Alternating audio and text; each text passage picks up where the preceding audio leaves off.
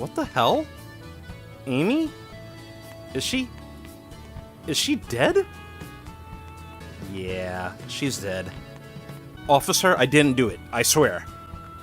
Yeah, bet you thought I was gonna use that clip of Elise kissing Sonic for this one, didn't you?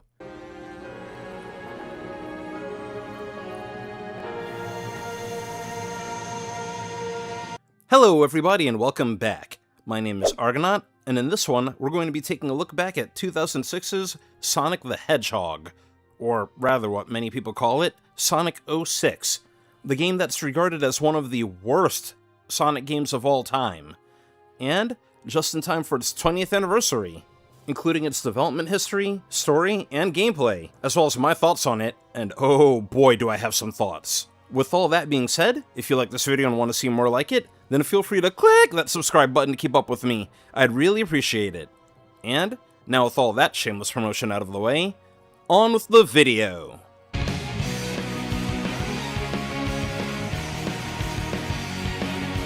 After finishing development on Sonic Heroes and Billy Hatcher and the Giant Egg in 2004, Sonic Team began working on a new title for the Blue Blur. This new title would be released on 7th generation consoles, and would serve as a rebirth to the series, using only the name Sonic the Hedgehog. This is how you just know they were serious. They would give Sonic and Eggman a new look, put them in more realistic environments, implement a day and night cycle, and giving Sonic some new interactions, like jumping on ropes that give him a higher jump every time he hops on it.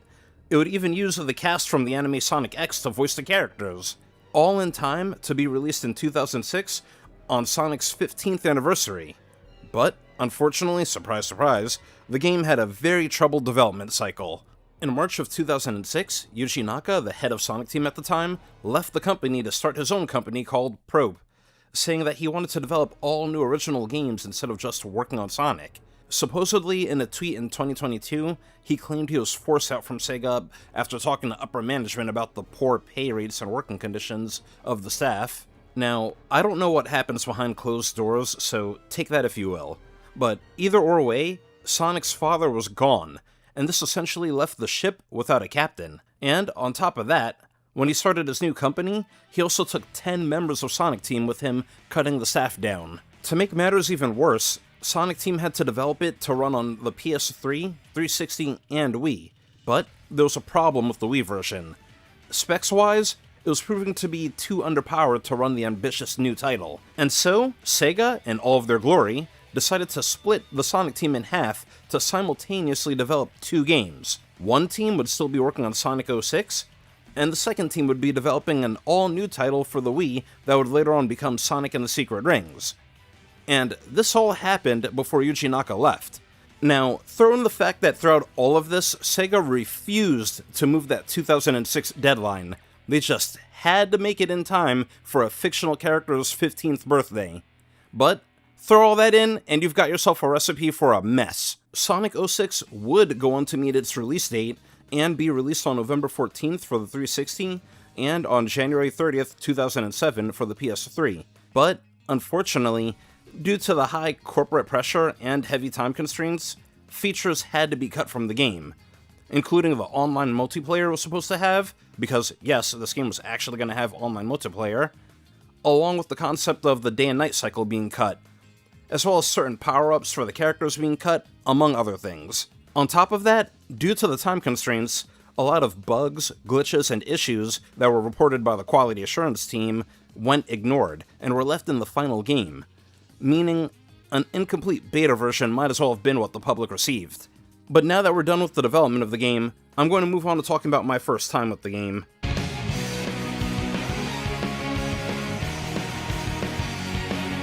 The first time I played Sonic 06 was back when it first came out. I was 15, and was lucky enough to get a PS3 for Christmas that year, since my dad happened to have a seasonal job as a security guard at Toys R Us. They were able to put one to the side for him, and with the new console my parents had gotten me, they had agreed to get me two games for it.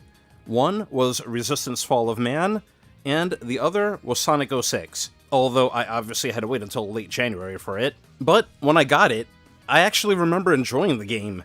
Keep in mind, I currently don't really remember anything from it too clearly, not the story or how it really handled, just the basic gameplay and the rival fights. The only thing I really recall not liking is that when the characters get knocked down, it takes a while for them to get back up. And also, I want you to keep in mind that before Sonic 06, the only other 3D Sonic games I played were Sonic Heroes and Shadow the Hedgehog. But anyway, those points aside, I mainly remember liking Sonic 06. So imagine my surprise later when a lot of the things I saw online were talking about how bad it was and how it was the worst Sonic game of all time. So now, 20 years after the game's release, I have to ask the question, was Sonic 06 as bad as people made it out to be?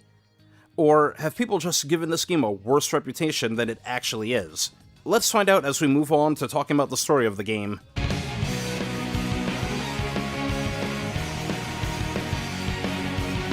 Here's my copy of Sonic 06 that I got almost 20 years ago, and what I'm using to make this video. Now, normally I don't go too into detail with the game's stories because, I mean, they're Sonic games. They're usually pretty simple and most people typically know them already.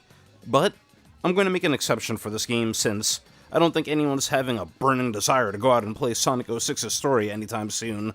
This game has 3 separate characters, and I'm going to talk about their stories one by one. If you want to hear about the gameplay section or anything, feel free to jump to the next section. And if you're here to mainly hear me complain about the bugs I went through in the game, then just go ahead and jump to the conclusion. With that being said, let's move on. In Sonic's story, he goes to the city of Soliana to check out their Sun Festival, and, as it so happens, Dr. Eggman shows up there at the same time to kidnap the princess so he can harness the power of something called the Flames of Disaster, which is related to the princess and a Chaos Emerald that she has. Upon trying to kidnap her, Sonic intervenes. Although Eggman does succeed in kidnapping her, she's able to hand off the Chaos Emerald to Sonic before getting taken away, leaving Eggman to barter with Sonic at a different meeting spot for the Chaos Emerald for a safe return. Now, before I continue, I gotta say, get used to Elise, that's the princess's name by the way, getting kidnapped a lot in Sonic's story. She is the damsel that's always in distress. She gets kidnapped about a total of 5 times throughout the story. 5 times! They were basically playing hot potato with her at that point. But anyway, Tails, who's also in Soliana for some reason, helps Sonic rescue Elise, but unfortunately after rescuing her, on the way back to the palace, Sonic gets attacked by a silver hedgehog that's creatively named Silver, calling him the Iblis Trigger and saying that he needs to be destroyed for the sake of the future. During their fight, Elise gets kidnapped by Eggman, again, and Silver don't give up. But before Silver can deal the final blow to Sonic, Amy intervenes, because she's also here for some reason, and it seems like her and Silver know each other somehow, but anyway, Sonic gets away.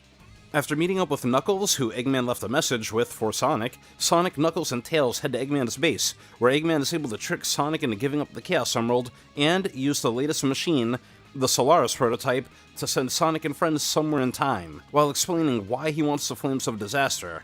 He wants to be able to use its power so he can have control over time and rule the world.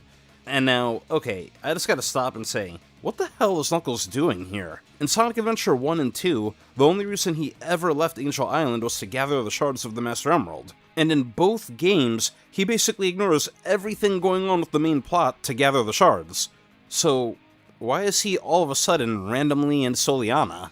But anyway, turns out our trio got hurled into the future, about 200 years into the future to be exact.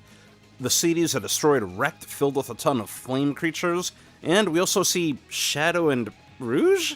What the heck are they doing here? Anyway, the two groups agree that they need to return to the past, and so they set off to find 2 Chaos Emeralds so they can use Chaos Control together to open up a portal back to the past. While trying to look for Chaos Emeralds, Sonic, Tails, and Knuckles stumble upon Silver, Blaze, you remember Blaze from Sonic Rush, and a guy that looks like Shadow. And we see that the Shadow lookalike tells Silver that everything changed on something called the Day of Disaster, wherein a creature called Iblis was released, and the one responsible for releasing it was Sonic. He then opens up a portal and him, Silver, and Blaze head to the past. After they leave, Sonic and friends enter the room and learn that apparently the princess died on Eggman's battleship, which apparently exploded 2 days after the Sun Festival, meaning that they have to get back to the past quickly. Which is all sort of relative when you're dealing with time travel, really. But anyway, they track down the location of the Chaos Emerald, and it turns out it's being guarded by Iblis. After defeating Iblis and getting the Emerald, Sonic and Shadow use Chaos Control and open a portal to the past. Although we see that Shadow hesitates before going in. Now back in the past, Sonic proceeds to rescue Elise again from Eggman, and once again, Silver gets in the way to attack Sonic, and Eggman kidnaps Elise again. Although this time, Shadow steps in to fight Silver, leaving Sonic to go after Elise. And it's a good thing too, because Elise essentially almost takes herself out, jumping from Eggman's plane, because she'd rather die than be involved in this game anymore. But luckily, Sonic is there to catch her. And after confrontation with Eggman, Sonic is able to get Elise back to the palace. But unfortunately, after Sonic leaves, Eggman literally just shows up in an airship saying if Elise doesn't surrender herself to him, he'll just destroy the city. And so, Elise basically just surrenders herself and gets captured again. As Sonic heads to rescue Elise, Silver appears yet again. Only this time, he's here to help. Maybe Shadow beat some sense into him or something. But, unfortunately though, even working together, the two aren't able to save Elise as they watch Eggman's ship crash from a distance. But, it's okay. The two use Chaos Control, because apparently every hedgehog that isn't named Amy has that ability, to open a portal to the past to give themselves another try. Sonic goes back alone, promising to change fate and in turn Silver's future.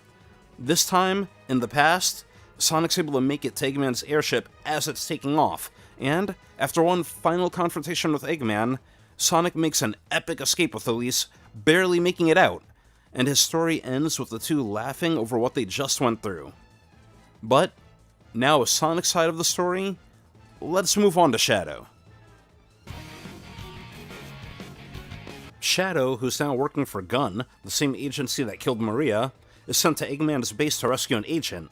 Turns out that agent was Rouge, and she was sent to retrieve something from Eggman called the Scepter of Darkness. After Shadow helps her escape, they proceed to a rendezvous point, but unfortunately, they end up getting into a scuffle with Eggman and his forces. During the scuffle, the scepter gets broken, and the way Eggman gets the hell out of Dodge when it happens is just hilarious.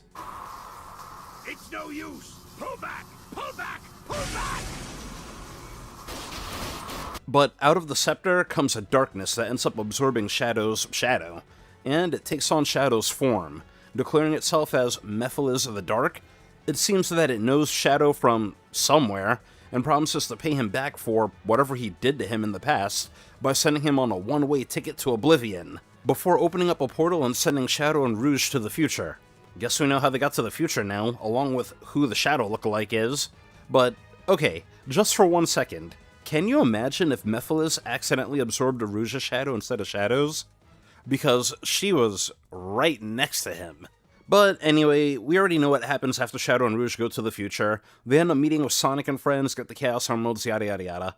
But what is interesting to note from Shadow's story is there's a point where him and Rouge come across Omega in the city. Unfortunately, Omega's in an idle state, and there's nothing they can do for him, so they just leave him. Fast forwarding to the part where Sonic and friends go to the past, we see why Shadow didn't follow them through the portal.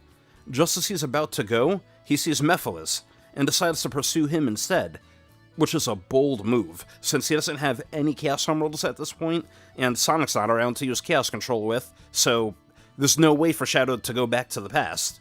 Upon learning that Shadow didn't go through the portal with them, Rouge goes to find Omega and hands him a Chaos Emerald to deliver to Shadow in the future, and Omega goes off to put himself in a low power mode to help Shadow in 200 years. So, I guess we now know why he was in the city and in an idle state. Jumping back to Shadow, Mephiles explains to him after Iblis's flames devastated the world, Shadow somehow got blamed for it, and humanity sealed him away. Which, I mean, doesn't fully make sense to me. How could they find and seal Shadow away if he's currently in the future? I mean, I can understand why they blame him, especially since Mephiles looks just like him, but I mean, we see in Sonic's story that Princess Elise died because Sonic wasn't around to save her, because he was in the future. So, going by that logic, how was Shadow captured and sealed away?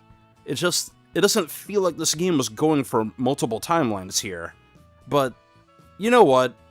That's the joy when it comes down to time travel stories, isn't it? Getting back to it, Mephiles asks Shadow to join him, to which Shadow turns him down, and a slight scuffle ensues.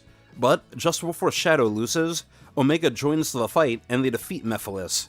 But before they can beat him for good, Mephiles opens a portal to the past to escape, and Shadow and Omega follow him, meaning, technically, now there are two Omegas in the past? The one that you're working with, and another one that's sleeping for 200 years somewhere to help Shadow in the future. Now back in the past, Shadow goes to ask Eggman about Mephiles, while sending Rouge and Omega to go keep track of Mephiles. After finding and confronting Eggman, he tells Shadow all about an incident that happened in Soliana 10 years prior, called the Solaris Project. After this comes that part where Shadow steps in with Sonic and Silver's fight. When Shadow and Silver fight, Shadow ends up putting Silver on the ropes by using Chaos Control and giving us that popular meme. But weirdly enough, after seeing it done once, Silver is able to copy it seconds later, and the two end up accidentally opening a portal. And agreeing to put things aside for now, they travel 10 years to the past to learn the truth about everything going on. And now, let's talk about this for a second. Silver can use Chaos Control too? After seeing it done like 3 seconds ago? From Sonic Adventure 2, they should have just made that a Shadow-exclusive power, and had Sonic overcome time control with his sheer speed or some nonsense like that. Also, how do the time portals work? Because when they created this one, they weren't thinking about anything in particular. So, do you just think of the time period you want to go to as you're jumping into it? But anyway, back in the past, we find out what the Solaris Project was. It was the king of Soliana attempting to harness the power of time control by experimenting on Solaris. Unfortunately, the experiment goes awry and explodes, splitting Solaris into two beings, Iblis and Mephiles, as well as hurting the king as he uses his body to shield the young Elise. Shadow and Silver agree to split up, and Shadow goes after Mephiles, but not before the king hands him the Scepter of Darkness, and Shadow seals Mephiles away into the scepter, with Mephiles promising to get revenge on him. So, I guess we know now why Mephiles knew Shadow when they first met. With both Silver and Shadow having what they believe to be the right answers to fight their foes in the future, they open a portal to head back to the present. And now back in the present, Shadow tasks Rouge with creating a new Scepter of Darkness, while he goes to find Omega, who's currently engaged with Mephiles. Once Shadow finds Omega, however, Mephiles reveals that Omega is the one that sealed Shadow away, right before Mephiles makes his escape. And now, let's talk about this really quick. This doesn't make sense to the story. Forget the time travel stuff, but we saw Omega go and put himself in standby mode for 200 years to help Shadow. Even as he's doing it, he's even basically saying that he won't wake up until it is time to help Shadow. System reactivation countdown initiated. Backup power source. Spare magazine secured. Command program priority changed. New mission, Shadow support. External access no longer permitted. Confirmed. So what, did he somehow wake up, seal away Shadow, and then go back to sleep to help Shadow? But, man, I feel bad for Shadow. Despite him always doing the right thing and trying to save the world, this game basically shows that they'll turn on him when things go bad. It's honestly amazing that he doesn't turn against the world himself. But anyway, Omega vows to seal away Mephiles, and Rouge tells Shadow that even if the whole world turns against him, she'll always be by his side. And they track Mephiles down to the desert. And after one final confrontation with Mephiles, Shadow attempts to seal him away in the scepter. Only, it doesn't work. Since he's taken on Shadow's form, he's too strong to be sealed away like how he was before. And afterwards, he makes an overwhelming number of clones. And Shadow's story ends with Shadow proclaiming that if the world were to become his enemy, he'll fight like he always has, as he pops off his inhibitor rings and starts fighting with the rest of Team Dark. And now that I'm done with this story, I have to question, how the hell did Omega beat Shadow? I wish we could have, seen that. I doubt Shadow would just roll over and let himself be defeated, but at the same time, I don't think he'd go all out against Omega. But anyway, that's 2 stories down, and we still have 1 left to go, so here we go. Alright, first off, before I begin talking about Silver's story, I have to say, Blaze is from a game called Sonic Rush, which came out roughly a year before Sonic 06. Now, I have never played Sonic Rush before, so I'm going to approach this game as someone that's never played Sonic Rush. although I'm under the impression that Sonic and Blaze should know each other. But Silver is a hedgehog from the future with telekinetic powers, and, I mean, basically he's Trunks from Dragon Ball Z. Except, instead of androids, he has to deal with a flame monster called Iblis. And no matter how many times Silver defeats it, it just comes right back. When wondering how they're ever supposed to defeat Iblis, Mephiles appears, telling Silver he needs to go back to the past and defeat the one that released Iblis to begin with. Or rather, the Iblis trigger. Then we get that whole scene where we see Sonic in the Chaos Emerald, and, I mean, how the hell did Mephiles do that anyway? Before Silver, Blaze, and Mephiles all head to the past. While in the past, Silver finds Sonic, but before he can attack him, Amy hugs Silver, mistaking him for Sonic. And I mean, how many times does Amy make that mistake? Okay, everyone ready? Shadow, Rouge, on with the show! Oh, Sonic! I thought I'd never see you again. I'm so glad you made it. You're not Sonic. Who are you? Found you, Sonic! Gah. Oh, Sonic! I've been looking for you forever. Hey, let me go. You're crazy if you think you can get away from Amy Rose and... Who are you? Now I've got you, Sonic! Hey! It's about time I finally caught you again. Hey! You're not Sonic! For someone that loves Sonic, she mistakes him for other people a lot. But Silver ends up losing track of Sonic, and feeling bad about it, Amy agrees to help Silver find the person he's looking for, not knowing it's Sonic, and not knowing that Silver wants to kill him. During their search, they end up going to the Dusty Desert level, which is the worst level of all time. Before Silver finally runs into Sonic in town, leading to their first confrontation, which I already talked about in the Sonic story, so we'll skip that. After Amy steps in, ending their fight, she basically tells Silver that Sonic isn't the type of person Silver assumes he is before leaving Silver. And, just like everybody else that gets the talking to from Amy, Silver rethinks his life choices, questioning whether he's doing the right thing. While questioning if he's doing the right thing, Blaze tells him if he doesn't do anything at all, then the future won't change, so they sneak into Eggman's base looking for Sonic. While this is happening, Amy, who's still looking for Sonic, sneaks into Eggman's base looking for him, and ends up finding and rescuing Elise, and escorting her back to the palace, only for her to get kidnapped again. That means she's gotten rescued and kidnapped a whole extra time while Sonic wasn't even around. That is 5 times. 5 times that she got kidnapped throughout the story. Going back to Silver, he ends up finding Sonic again at the train yard, but I already talked about that in Shadow's story, so we're gonna fast forward past all that to after they go back to the past. While in the past, after Shadow goes after Mephiles, Silver goes after Iblis. While trying to stop Iblis from getting free, Silver sees Elise's father with his dying breath seal Iblis away into Elise, and the seal won't come undone as long as she doesn't cry. Which is hilarious when you think about it. That means Elise didn't cry after she woke up to her father being dead, although she almost cried early in Sonic's story when she realized that Sonic would be leaving her after he defeats Eggman. Also, at the beginning of the game, when Elise first sees Sonic, she recognizes him as being Silver, which you could assume is from everything that happened in the past here, but Elise never actually sees Silver when he's in the past. The whole time Silver is with Elise, she's knocked out. So this scene actually doesn't make any sense.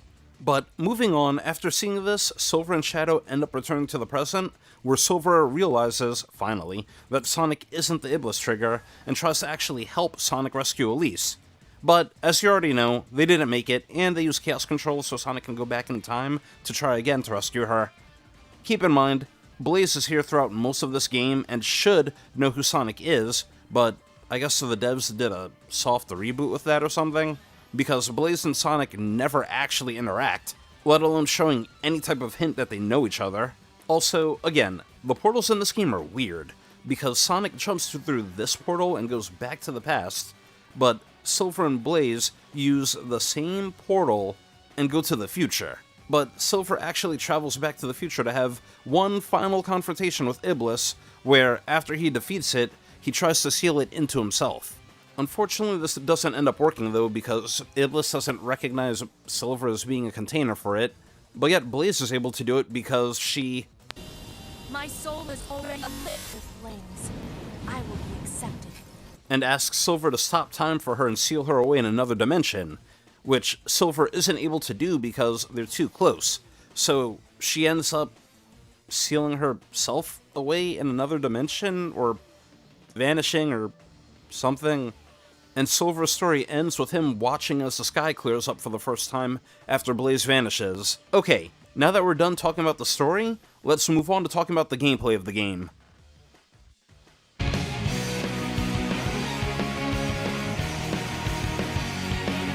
For the gameplay of the game, there are 3 different playstyles.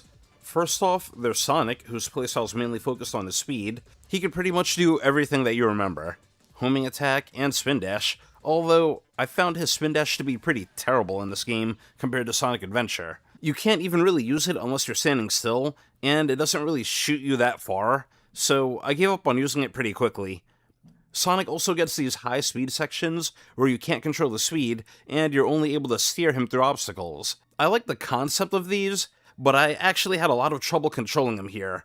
You slightly move the analog stick, and he just kinda goes at a wall. I know they made improvements with this in Sonic Unleashed and Beyond, where you could just tap one of the shoulder buttons and have him sidestep, and this game makes you realize why. For Shadow's playstyle, it's similar to Sonic's, as you can imagine, only Shadow's capable of doing a combo attack against enemies, making it easier for him to take down larger foes with a bigger health pool. He also doesn't have any high speed sections like how Sonic does, but the game does give him vehicles that he can use. I found them to appear somewhat sporadically. Like, literally, there'd be points where you'd be running through a level, and you move on to the next section of it, and then BAM! You're in some type of vehicle. Move on a bit further to the next section, and then you're magically on foot again. Shadow's also capable of launching a Chaos Sphere to stun enemies, and can also enter into a Chaos Boost mode when you fill up his meter that lets his moves do more damage. Although, I personally forgot about that quickly enough. I mainly only used it in boss fights when I had to. And I have to mention this, but Shadow has the worst homing attack that I've ever seen in a Sonic game. Half of the times, it'd spin me around in a circle, or shoot me off a cliff, or just completely hit something that I wasn't even aiming at. It was so bad that I wished this game let Shadow keep his guns from his own game, just so I'd have some other reliable way to attack. Even for the last boss, there's a part where you have to use the homing attack to hit multiple targets to get high enough to reach them. And I kid you not, this took me about 3 tries before I was able to pull it off, simply from how bad it was. Like, I'm not sure why Shadow's is so bad when Sonic's worked well enough. I would assume maybe it should have been like a simple copy and paste type thing, but I guess not. I'm no game dev. And lastly, we have Silver's gameplay. Now, unlike Sonic and Shadow, Silver is slow, but he's able to use his telekinetic powers to essentially pick things up and throw them at enemies. He's even able to catch enemy projectiles out of the air for his own usage. But a problem I found with this is whenever you tend to pick up multiple items to use as weapons, more often than not, they would collide with each other in the air as you're trying to throw them. So I found it best to use the strategy of just throwing one object at a time. Unless they're smaller objects like missiles or something. Silver can also levitate to get himself across wide chasms, and he can also backhand enemies to stun them. And once stunned, you can pick them up to throw them at other enemies. But you have to get really close to do this, so I tried not to use it too often. And of course, the objective, no matter the playstyle, is to get to the end of the level. And speaking of the levels, there are 10 stages throughout the game. The stages in this game are huge, and are typically broken up into about 3 different parts as you go through it. And I think a lot of them offer nice visual set pieces as well. I've seen online that a lot of people didn't like Crisis City, but personally, I enjoyed it as Sonic. The only thing I didn't enjoy was the high speed part where I kept dying because I didn't have good control over Sonic here. I mean, seriously though, you move the analog stick just a little bit to the right, and Sonic will basically run into a wall. But overall, for the levels, I was okay with them. Except one. Playing Dusty Desert as Silver was hands down the worst Sonic level I have ever played in my life. And here's why. Most of the level functions like normal. But when you get to the end, you have to navigate a giant billiard ball through a small obstacle course into a specific hole on the other side of the area. Easy, right? But the only problem is, for some reason, you can't use Silver's telekinesis to hit the ball. The guy with the ability to telepathically pick up things, and you can't use it to pick up something. You have to use his stupid backhand move, and if that's not bad enough, you can only hit the ball a certain number of times before it blows up and you have to start all over again. On top of that, I don't know if this is by design or not, but if the ball hits some obstacles like a wall or something, that counts as a hit. And also, if you take too long to hit the ball, it will also count as a hit. Time will also tick down on it. Lastly, and this is definitely a bug, but if you hit the ball too far, it'll just vanish, and you'll have to start all over again. I've played a lot of Sonic games, and this was easily the worst level ever. I got here with about 13 minutes on the clock, which already isn't good, and was almost at an hour by the time I was done with it. Like, I don't know what they were thinking with the design here. But at some point or another, you end up having to play through each stage with all 3 characters or their friends. And by friends, I mean each character has 2 friends that tag along with them. Sonic has Tails, whose flight time in this game is okay, but unfortunately they took away his tail swipe attack from Sonic Adventure, and gave him a move to throw dummy ring bombs, which kinda sucks, since you can't move while you're throwing them, and there's a delay to them actually going off. And Sonic also has a Knuckles, who's okay, but he feels kinda heavy in this game when he glides. Shadow has Rouge, who has a better glide than Knuckles, but also has the same problem as Tails with her main attack. And Shadow also has Omega, who plays kinda like Gamma from Sonic Adventure, although you can't see whatever you're locking onto. And lastly, Silver has Blaze, who I generally don't really have any complaints about. She works similar to how Sonic works, but with a double jump. And lastly, we have Amy, who is in her worst version in this game. First off, she has a double jump, but it pretty much stops all of your momentum whenever you use it, and for some reason, she can also turn invisible now. And when that wears off, you're stuck in an animation where you can't move for a few seconds. And lastly, her attack is miserable. You have to get incredibly close to enemies when you use it, to the point where you might actually end up touching them and take damage yourself. And you can't move when she swings her hammer. You're stuck in place until the attack is over.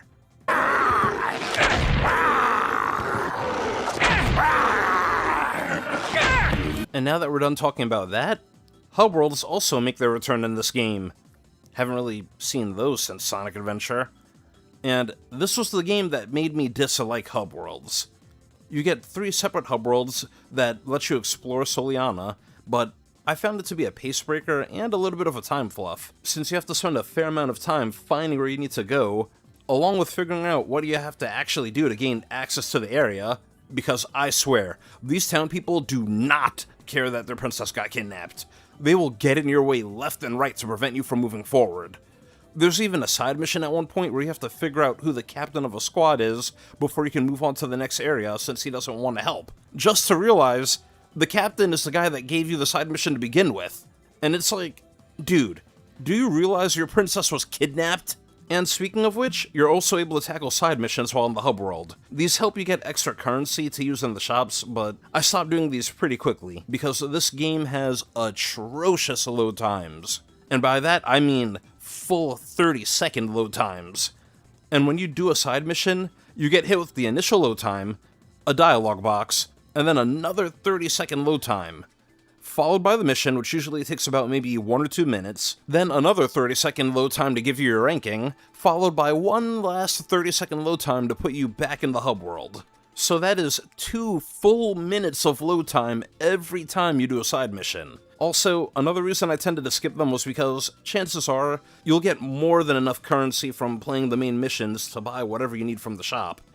You can tell from looking at the shop that a lot of moves were most likely cut from each character. Shadow and Silver only get about 3 moves that you can purchase, and Sonic gets about 4. And with Sonic, there's a bug in the game where his energy gauge doesn't deplete, meaning you can spam his store-bought moves to your heart's content. There are also these silver medals that you can collect in both the hub world as well as within the levels that add like an extra layer of exploration and replayability, but I wasn't doing that. And now let's talk about the bosses. Most of the bosses for this game are these huge, giant, epic set pieces, somewhat similar to Sonic Frontiers bosses, but on a lesser scale, where half the fun is figuring out how to hurt them. Also similar to Frontiers, not counting the rival fights, each character typically gets about 3 boss fights, and unfortunately, with the exception of the last boss fight, most of the bosses are recycled throughout the 3 characters. Like, it's kind of weird how Sonic fights and destroys the Egg Cerberus, just for Shadow to fight the same thing as well. Same with Silver destroying the Egg Genesis, just for Sonic to later on destroy the same boss. Like what? Did Eggman just happen to have 2 of these things laying around or something? But overall, I didn't have a problem with any of the bosses, and I found them all to be generally okay to fight. Lastly, I have to mention, after you finish the 3 Hedgehog stories, you do unlock an extra episode. The first thing that happens is Mephiles straight up kills Sonic, causing Elise to cry, which releases Iblis. Actually, come to think of it, Mephiles and Sonic have never interacted at all throughout the game, but after Elise releases Iblis, Mephiles uses the Chaos Emeralds to merge with it to become Solaris. And all of Sonic's friends are brought to a subspace, where past, present, and future merge. After the friends gather all of the Chaos Emeralds, Elise is able to use them, along with her own vague powers, to bring Sonic back as Super Sonic, by kissing him. Super Sonic shares his power with Shadow and Silver, giving them super forms, since every hedgehog in this game not named Amy has a super form. And the 3 split up to fight Solaris, and the past represented by Shadow, the present represented by Sonic, and the future represented by Silver. And after beating Solaris, Sonic and Elise are brought to a point in the past where Solaris was a small flame that was supposed to be the flame of hope for the people. Knowing all the problems and disaster Solaris will eventually bring in the future, Elise blows out the flame, thus erasing Solaris from history. And without Solaris, that means this whole adventure never happened to begin with. Since Eggman never bothers to kidnap Elise, Sonic and Elise never really meet. And I mean, Sonic does go to the festival, since he always intended to watch it, just him and Elise don't interact. Wait, actually, does that mean that Elise's father is also alive again, since he only died due to Solaris?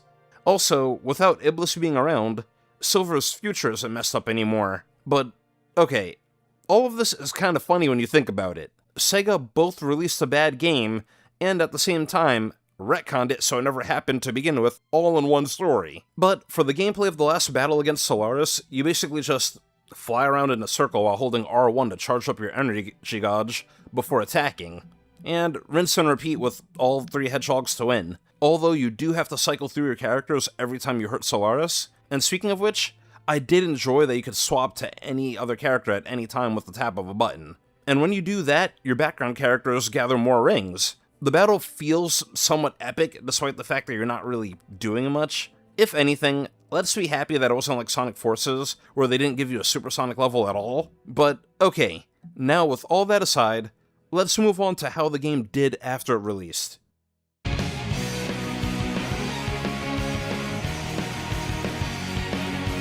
After Sonic 06 came out, as you can imagine, a lot of reviews thought pretty negatively of it.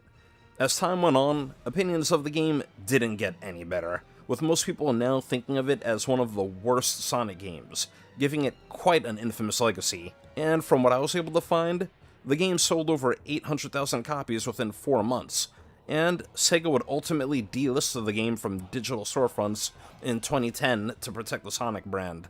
Although all of this may have happened, we still see characters, mainly Silver, appearing in other Sonic games, including Sonic Forces, which is weird because he shouldn't know any of them at this point, and, I mean, how do you even get to the past? But they even represented Sonic 06 in both Sonic and Shadow generations. I gotta tell you, when Mephiles appeared, I was as confused as Shadow was about him. And also, some of the cut concepts from Sonic 06, like the day and night cycle, would later reappear in Sonic Unleashed. And not counting the DLC in Sonic Forces, this would be the last time we see Shadow playable in a mainline Sonic game, until Shadow Generations, which wouldn't come out until 18 years later. And lastly, it's not all a loss, as fans have actually remade Sonic 06 and fixed the issues that plagued the original game. And I mean, if you're interested and have a good enough computer, you can find it online for free. although unfortunately my computer wasn't strong enough to run it. But with that, let's now move on to my thoughts about the game.